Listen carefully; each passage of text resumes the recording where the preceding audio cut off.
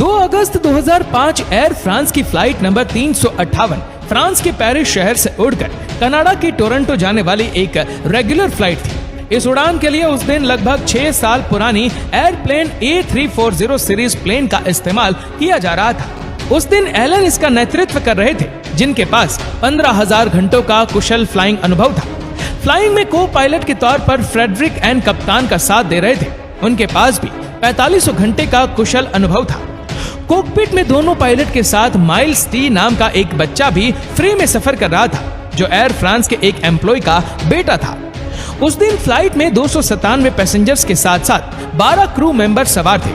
Flight में सब कुछ सामान्य तरीके से चल रहा था और पैसेंजर्स फ्लाइट की चलपान और अन्य मनोरंजन सुविधाओं का आनंद ले रहे थे। धीरे धीरे फ्लाइट टोरंटो एयरपोर्ट पर लैंड करने की तैयारी शुरू करती है, लेकिन टोरंटो एयरपोर्ट पर अचानक से मौसम के हालात बहुत खराब हो गए। तेज हवाओं के साथ अचानक से बारिश और तूफान ने पूरे इलाके को अपने आगोश में ले लिया।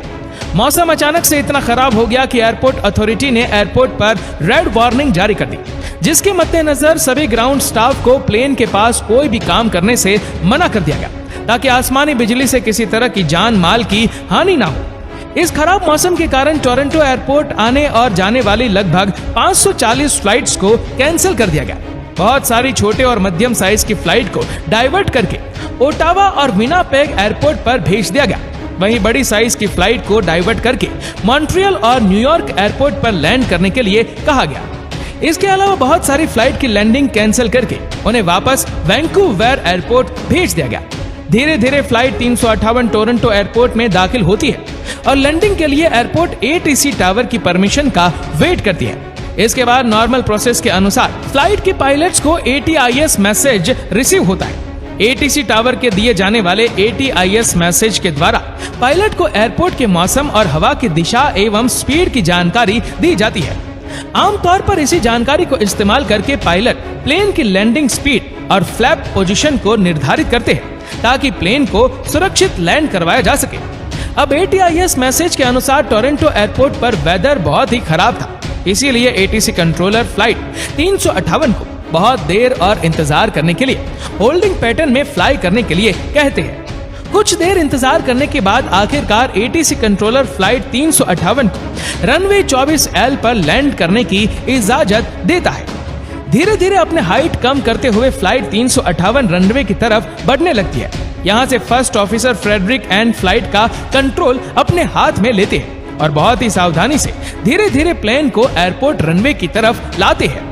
तेज बारिश, तूफान और तेज हवाओं के बीच प्लेन डगमगाते हुए रनवे की तरफ बढ़ रहा था और प्लेन में बैठे हुए सभी यात्री फ्लाइट के सकुशल लैंड करने की प्रार्थना करने लगते हैं। तेज तूफान और बारिश के बीच हवा में हिचकोले खाते हुए प्लेन में बैठे हुए यात्रियों पर क्या गुजरती है, इसका अंदाजा भी लगाना शायद बहुत मुश्किल है। खराब मौसम और तेज हवाओं से गुजरता हुआ प्लेन किसी तरह से रनवे के पास पहुंचता है। फर्स्ट ऑफिसर लैंडिंग की तैयारी करते हुए फ्लैप पोजीशन को सेट करता है और लैंडिंग गियर्स को डाउन कर देता है। प्लेन अब रनवे से कुछ ही क्षणों की दूरी पर है और तभी प्लेन को पूरी तरह से मैनुअल कंट्रोल में लेने के लिए फर्स्ट ऑफिसर ऑटो लैंडिंग और ऑटो थ्रॉटल मोड को ऑफ कर देता है। रनवे के बिल्कुल सामने पहुंचकर पायलट आखिरी बार ATC से लैंडिंग की अनुमति मांगते हैं। ATC कंट्रोलर पायलट को रनवे 24L पर लैंडिंग की क्लियरेंस तो देते हैं, लेकिन इसी के साथ साथ को पायलट्स को वार्निंग भी देते हैं कि दूसरी फ्लाइट के पायलट्स ने कहा है कि रनवे पर हवा बहुत तेज है, जिसके कारण लैंडिंग के बाद प्लेन को रनवे पर रोकना बहुत ही मुश्किल है, इसलिए वह काफी सावधानी बरते। तूफान में डगमगाता प्लेन तेजी से रनवे की तरफ नीचे आने लगता है। फर्स्ट ऑफिसर अपनी पूरी ताकत लगाते हुए प्लेन को लैंड करने की कोशिश करता है, लेकिन सामने से आ रही तेज हवा के कारण प्लेन के टायर अभी भी रनवे को टच नहीं कर पा रहे थे। तेजी से रनवे को खत्म होता देख कप्तान फर्स्ट ऑफिसर से प्लेन को जल्दी से लैंड करने के लिए कहता है। अब तक आधे से ज्यादा रनवे खत्म हो चुका था। कप्तान फिर से चिल्लाता है कि प्लेन को लैंड करो और आखिरकार गीले रनवे पर रगड़ खाते हुए प्लेन के टायर रनवे को टच करते हैं। तेज तूफान के बीच हवा में लहराता हुआ प्लेन रनवे पर लैंड तो हो गया, लेकिन 160 किलोमीटर की स्पीड से प्लेन अभी भी रनवे पर दौड़ रहा था।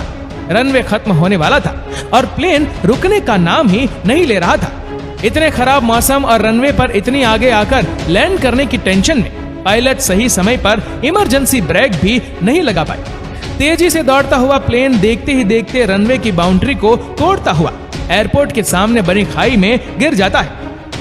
खाई में गिरते ही प्लेन के विंग्स से लीक होते हुए फ्यूल में आग लग जाती है।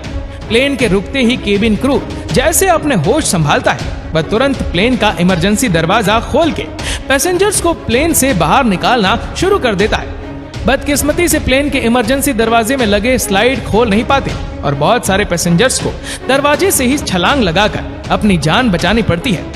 केबिन क्रू की मुस्तैदी और अपने काम के प्रति जिम्मेदारी के कारण सभी पैसेंजर्स सही सलामत प्लेन से बाहर निकल जाते हैं। तब तक एयरपोर्ट इमरजेंसी वाहन भी क्रैश साइट पर पहुंचकर तेजी से राहत और बचाव कार्य शुरू कर देते हैं। लेकिन जिस खाई में प्लेन क्रैश हुआ वह एक हाईवे के किनारे बनी हुई थी, जिस कारण कई घायल पैसेंजर्स और एरोप्लेन का पायलट हाईवे पर आ गए थे। ये देखकर हाईवे पर ही लोगों ने अपनी कार में ही घायल लोगों को जल्दी से हॉस्पिटल पहुंचा दिया और सही समय पर इलाज मिलने से ही घायल लोगों की जान बच गई। प्लेन में सवार सभी 297 पैसेंजर्स और 12 क्रू मेंबर्स को इस खतरनाक हादसे में जिंदा बचा लिया गया। ये किसी चमत्कार से कम नहीं था कि इतने खतरनाक हादसे में किसी भी यात्री या केबिन क्रू की जान नहीं गई। घटना के तुरंत बाद फ्लाइट डेटा रिकॉर्डर और कॉकपिट वॉइस रिकॉर्डर को बरामद कर जांच के लिए फ्रांस भेज दिया गया।